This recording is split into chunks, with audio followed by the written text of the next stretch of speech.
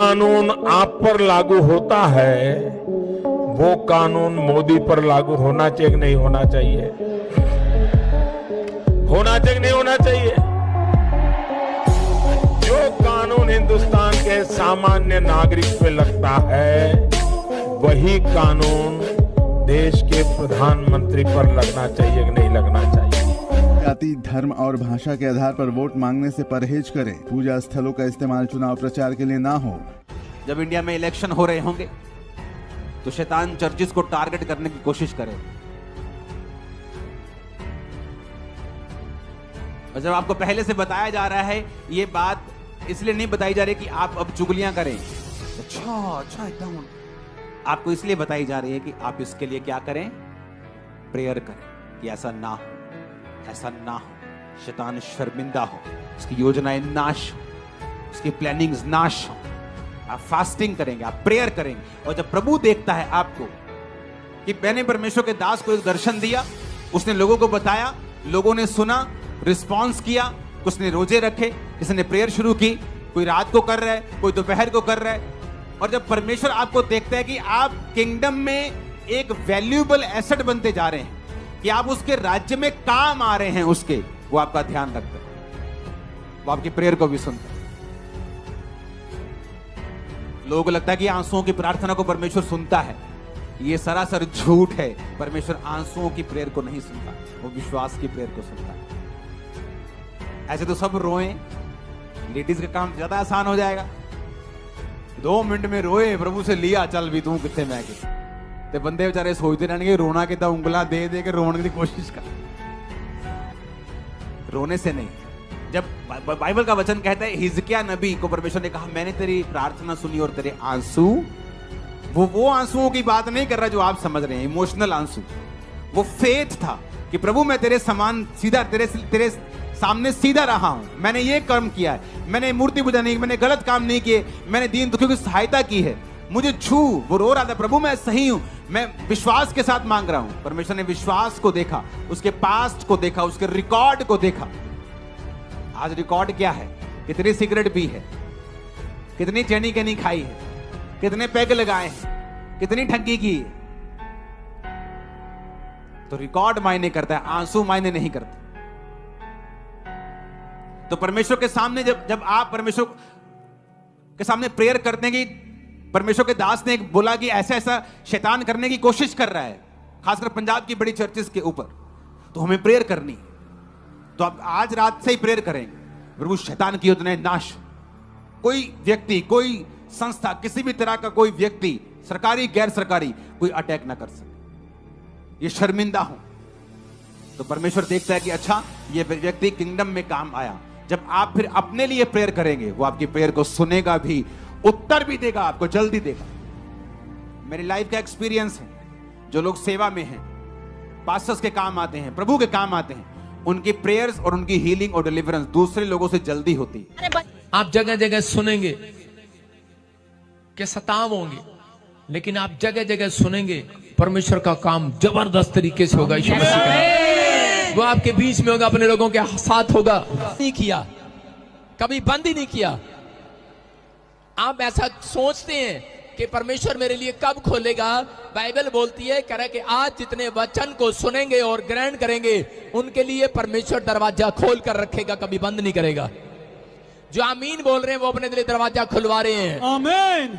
जो रिसीव कर रहे हैं वो अपने लिए दरवाजा खुलवा रहे हैं। आमीन। जो हालेलुया बोल रहे हैं दरवाजा खुला रहे हैं। हालेलुया बोलो, हालेलुया हालेलुया। ये परमेश्वर है, आपके लिए दरवाजे खुलेंगे आज रात। चर्च आमीन बोलने वालों के लिए आमीन। सारे रिसीव करें और तारीफ करें जोर से यीशु मसीह की। मैं आज ऐसे लोगों से बात कर रहा हूं कि अगर आज आप नाकाम है अपनी जिंदगी में, बेशक आपका कोई काम ना बनाओ, बेशक आपकी जिंदगी में एक भी चमत्कार नहीं हुआ, लेकिन आज वचन को सुनने वाले लोगों, मैं तुम्हारे लिए प्रोफेसी कर रहा हूं कि मेरा परमेश्वर आज आपके लिए द्वार खोलने वाला यीशु मसीह नासरी के नाम में है। आमीन। तुम्हें कह रहा है कि उस द्वार तक पहुंचना है, बस कह रहा वचन बोल रहा है, कह रहा द्वार सबके लिए खुला हुआ है। देखो आप समझ रहे हैं कि स्वर्ग सबके लिए खुला हुआ है, लेकिन स्वर्ग तक पहुंचना है। कौन कौन जाएंगे स्वर्ग तक? सारे बोले हालेलुया हालेलुया। मैं कह रहा हूं कि आपके लिए दिल्ली इंडिया गेट खुला हुआ है, खुला हुआ है वो, लेकिन कौन जाएगा उस गेट तक? उनको नहीं पता है कौन जाएगा। लेकिन मैं बता रहा हूं कि आप गेट तक चले जाते हैं, लेकिन अंदर कोई कोई जाता है। आपको मैं राजा महाराजा भी गेट खोल कर रखते हैं। जिस दिन उन्होंने मुलाकात करनी होती है अपनी प्रजा से, उस दिन उनकी सुनने के लिए वो गेट खोल कर रखते हैं। लेकिन उस गेट तक तो आप चले जाते हैं, लेकिन अंदर नहीं जा पाते।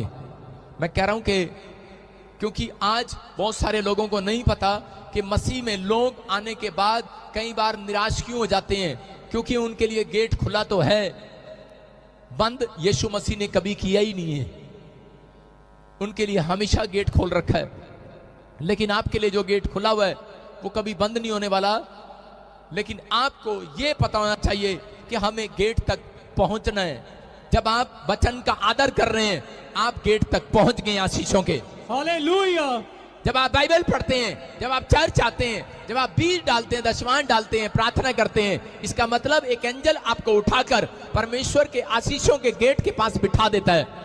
जैसे अंधे भिखारी को गेट के पास बिठा दिया, मैं कह रहा हूं कि एक लंगड़े भिखारी को मंदिर के गेट के बाहर बिठा दिया लोगों ने।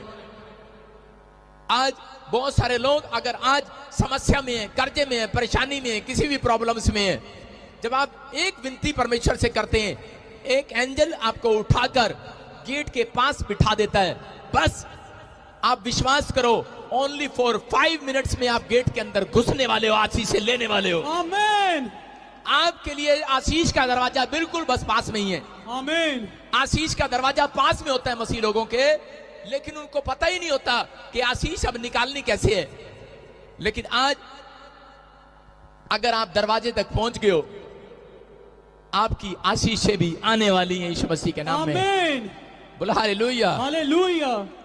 एक आदमी बता रहा था, कह रहा पास्टर जी मुझे रोज मेरे गांव में नीचे खेत में गड्ढे में मुझे एक ड्रीम्स आता है और मुझे वहां पर 10 घड़े सोने के दिखाई देते हैं। मैंने कहा बेटे तेरी तो चांदी होगी फिर। बोला कह रहा हाँ जी। कह रहा मैं खोद लूं। मैंने कहा वहां कुछ नहीं मिलेगा तुझे। लेकिन बोलता नहीं जी बस वहीं पर है सब कुछ। और जब उसने गड्ढा खोदा और गड्ढे खोदते ही उसकी आवाज आने लगी, ठंड ठंड, उसने सुना कि सोने की आवाजें आने लगी उसको। जब गहराई में चला गया और नीचे कूद गया, कई दिन मेहनत लगी उसको, और जब नीचे कूदा उसके बाद सांप ने उसको दर्शन दिए और सांप को देखते ही भाग आया। बोलता है खैरा जी आशीष का दरवाजा तो था यहीं, लेकिन समझ में नहीं आ रहा। और वही मसीह व्यक्ति एक बाबे के पास भाग गया और बोलता है कह रहा बाबा जी धन तो था यहां पर, कहां गया? कह रहा कि मैंने अपना घर सारा खोद मारा, पत्थर भी फाड़ दिया, सब कुछ कर दिया, धन नहीं मिला। लेकिन वो बाबा उसको बोल रहा था, कह रहा बेटे था तो इत्थे ही पंजाबी च, पर हुण किसी और दे घर चला गया।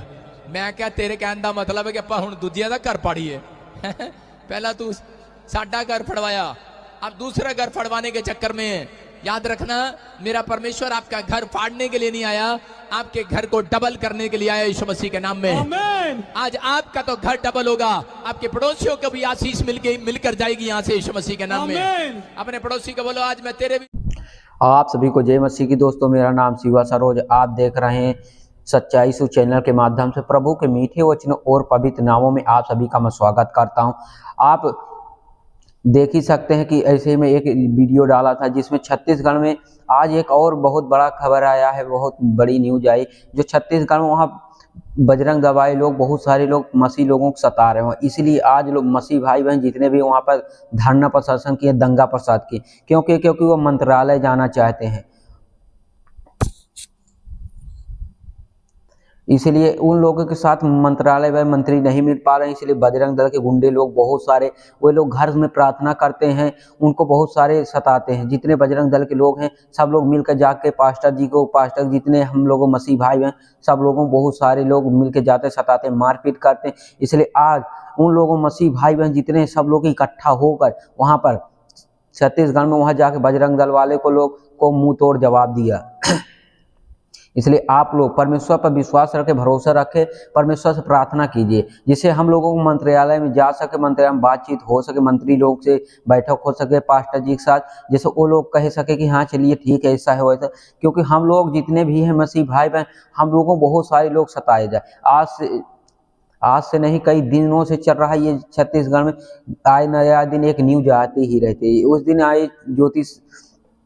आई थी ज्योति शर्मा जो वहाँ पर पास्टर जी को पीटा था। इसलिए मेरे मसीह भाई आप लोग इतना सहयोग करें एक दूसरे के, जिससे हम लोगों को चंगाई मिल सके, हम लोगों को सच्चाई मिल सके। हम लोग एक दूसरे से मदद करेंगे तो हम लोग मजबूत रहेंगे और आगे चल के हम लोग और लड़ सकेंगे लड़ाई। क्योंकि वहाँ पर बजरंग दल वाले लोग गुंडे हैं, वे लोग बहुत सताते, वे लोग विरोधी लोग है ही हैं। हम लोगों को न प्रार्थना करने देते, न हम लोगों को घर में रहने देते। इसलिए आप लोग, इसीलिए का मकसद है आज मैं इस वीडियो को बनाया हूँ मेरे मसीह भाई।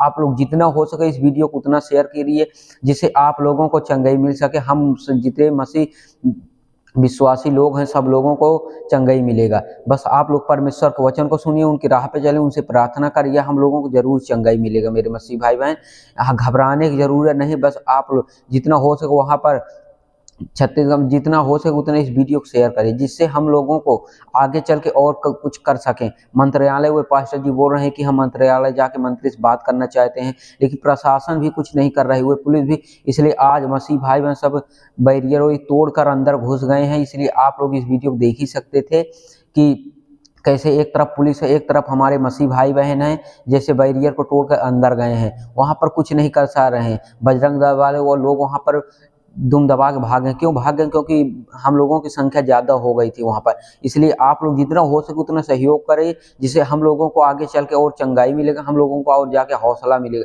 परमेश्वर पर विश्वास रखें, भरोसा रखें, किसी प्रकार की आप लोगों को दिक्कत नहीं होने पाएगा मेरे मसीह भाई। हालेलुया। आज के लिए इतना ही मेरे मसीह भाई, में मिलते हैं नेक्स्ट वीडियो में। आमीन।